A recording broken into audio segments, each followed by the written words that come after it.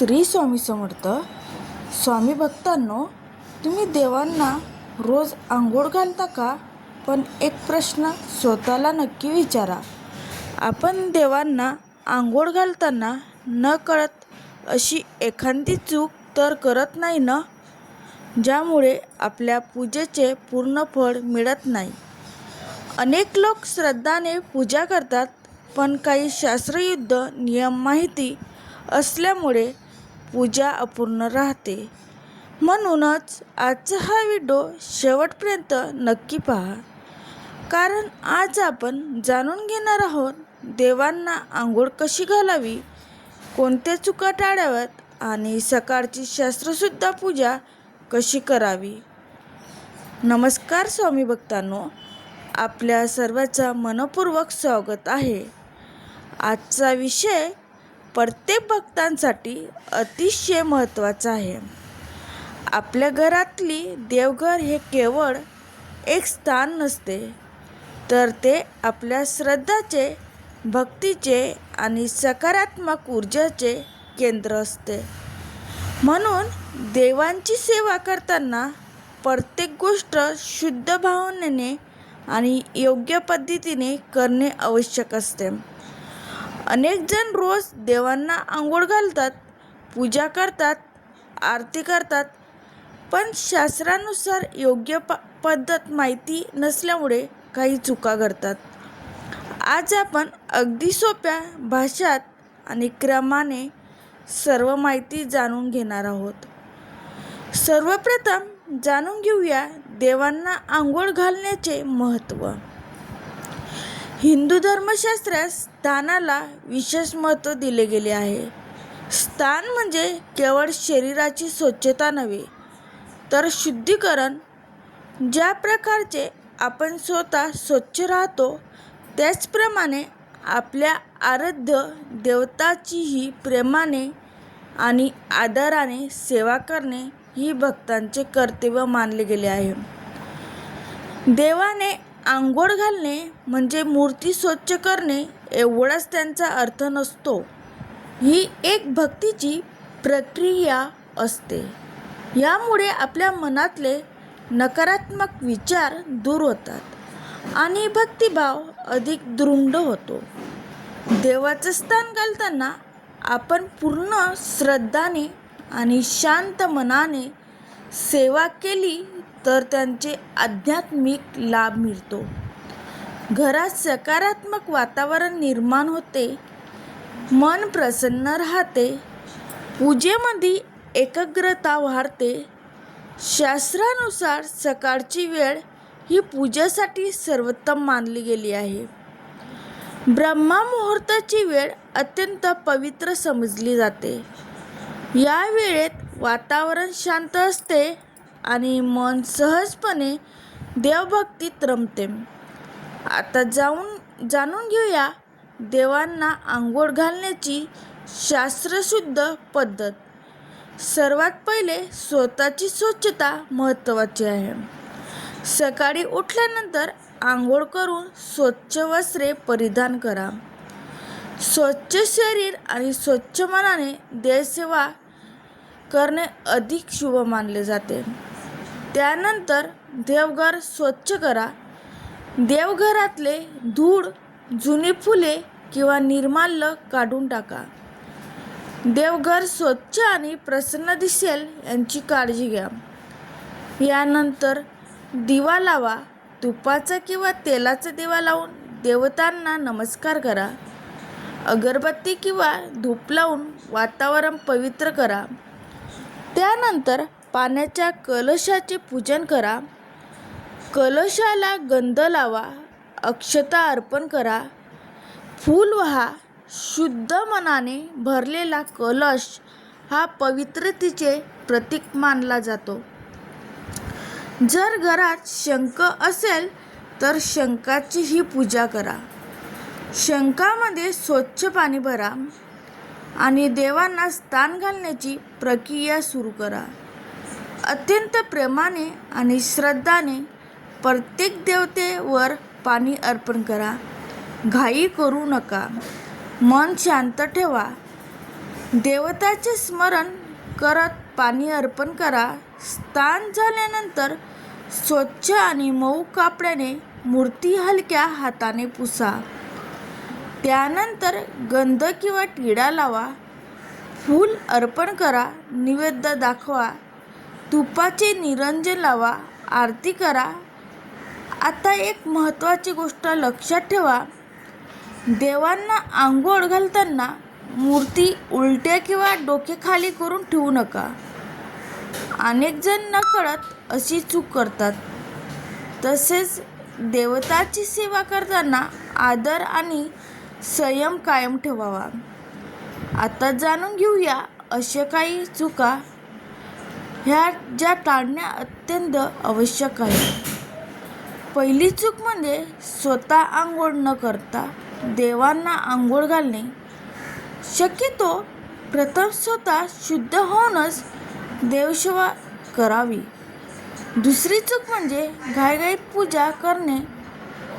पूजा ही केवळ एक काम नसून भक्तीची प्रक्रिया आहे.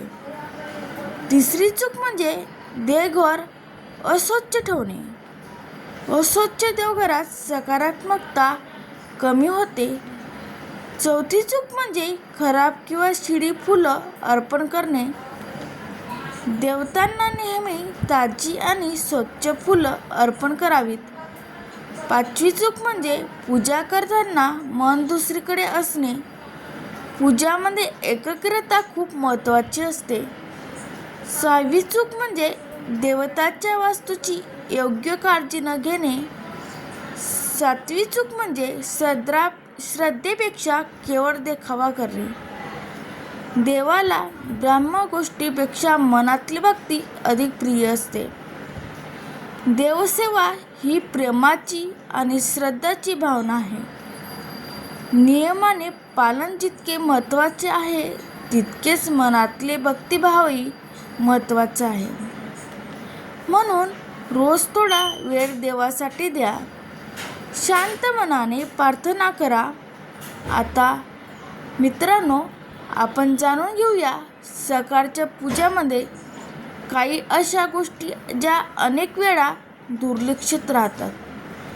पण शास्त्रानुसार ज्यांना विशेष महत्त्व दिलं गेलं आहे. पूजा सुरू करण्यापूर्वी कपाळावर गंध किंवा तिलक लावावे.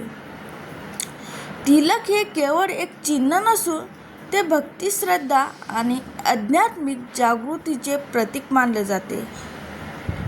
त्यानंतर देवासमोर बसताना मन शांत ठेवावे.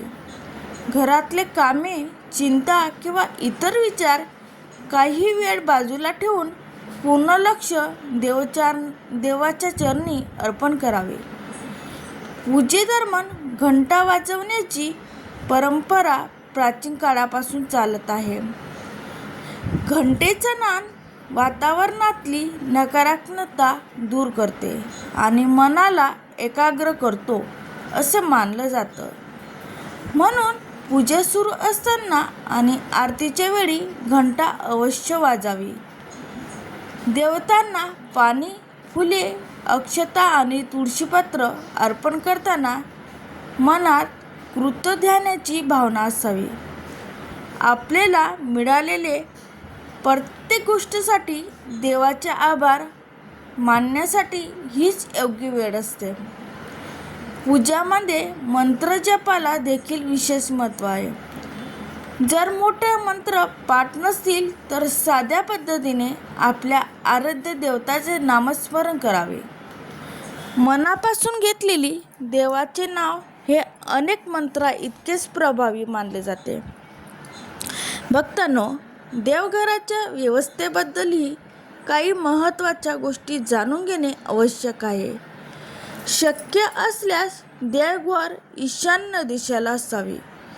ही दिशा अत्यंत शुभ मानली जाते. देवघर नेहमी स्वच्छ आणि नीटनेटके ठेवावे. देवतासमोर तुटलेले, खराब झालेले किंवा निरुपयोगी वस्तू ठेवू नये. देवघरात पुरेसे प्रकाश असावा. सकाळी देवघरात दिवा लावल्याने सकारात्मक वातावरण निर्माण होते. एक गोष्ट विशेष लक्षात ठेवा, देवताचे आसन नेहमी स्वच्छ असावे. वेळोवेळी ते पुसून घ्यावे.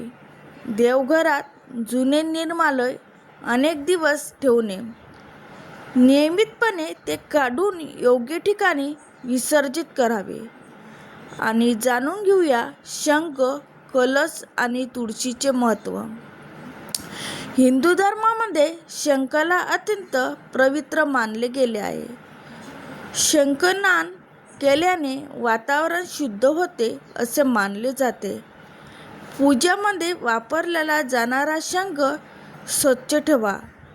शंखामध्ये भरलेलं पाणी पवित्र मानलं जाते. हे पाणी देवतांना अर्पण करण्याची परंपरा अनेक घरांमध्ये आजही पाळली जाते. कलश हे मंगल आणि समृद्धीचे प्रतीक मानले जाते. पूजेदरम्यान कलश ठेवला असल्यास त्यांची भक्तिभावाने पूजा करावी. कलशामधले पाणी शुद्ध आणि स्वच्छ असावे. तुळशीबद्दल तर शास्त्रामध्ये अतिशय गौरवाने वर्णन केले आहे. तुळस ही भगवान विष्णूंना अत्यंत प्रिय मानली जाते. म्हणून नैवेद्य अर्पण करताना शक्य असल्यास तुळशीपत्र ठेवावे. तुळशीची दररोज पूजा करावी आणि तिला पाणी घालावे. यामुळे घरात पवित्रता आणि सकारात्मकता वाढते असे मानले जाते. भक्तांनो, अनेक लोक विचारतात की देवपूजामध्ये सर्वात महत्त्वाची गोष्ट कोणती? याचे उत्तर अतिशय सोपं आहे. ती म्हणजे भक्तिभाव.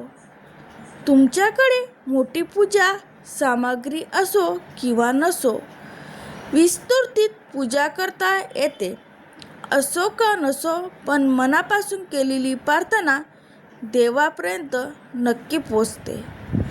देवाला आपल्या भक्तीचे प्रेम आणि श्रद्धा अधिक प्रिय असते. म्हणून पूजा करताना मनात अहंकार नसावा, कोणाचाही द्वेष नसावा. सर्वांचे कल्याणाची भावना ठेवावी. ज्या घरामध्ये रोज देवाचे स्मरण होते त्या घरामध्ये शांतता, समाधान आणि सकारात्मक ऊर्जा टिकून राहण्यास मदत होते. म्हणून रोज काही मिनिटं का होईना, पण देवासाठी वेळ काढा. श्रद्धाने प्रार्थना करा. आपल्या कुटुंबासाठी, मुलासाठी, आईवडिलांसाठी आणि संपूर्ण जगाच्या कल्याणासाठी मंगल प्रार्थना करा.